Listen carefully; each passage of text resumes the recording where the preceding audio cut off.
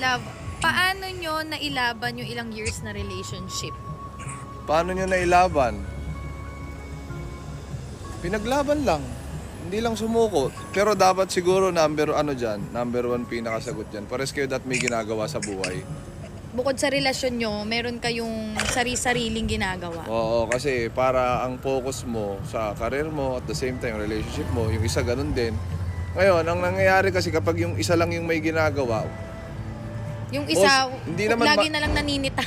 oo, yung isa naninita sa oras, sa ganto sa ganyan, sa wala ka ng oras sa akin or ano, pinagdududahan mo. Not unless may history ng cheating pero kung wala naman, yung tinatry niya lang umasenso sa buhay ng isang partner mo, tas ikaw wala kang ginawa kundi pagdudahan siya maghapon magdamag kung nasan siya, anong ginagawa niya, sinong kasama niya.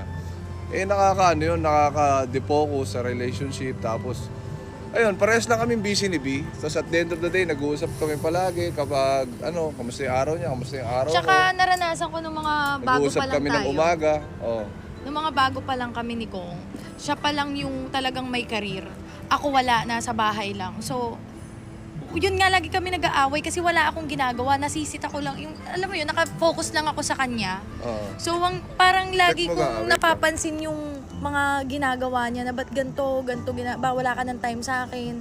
So, nung lagi na namin siyang pinag-aawayan, ang ginawa ko, naging busy na lang din ako. Inayos ko na lang din yung karir ko, nagnegosyo ko, nag-focus ako sa pagbablog. Hindi namin na malaya, ang tagal na namin kasi parehas kaming busy gawin yung mga karir naming dalawa. So, yun siguro. And talagang gustong-gusto ko si Kong eh. Kaya hindi ako nahirapan tumagal sa kanya kasi gustong-gusto ko siya eh. Alam mo yung ganon? Kiss mo. Talagang siya na yung pangarap ko. Kiss mo. Lalandi? Okay lang, honeymoon naman. So, may karapatan kami ngayon.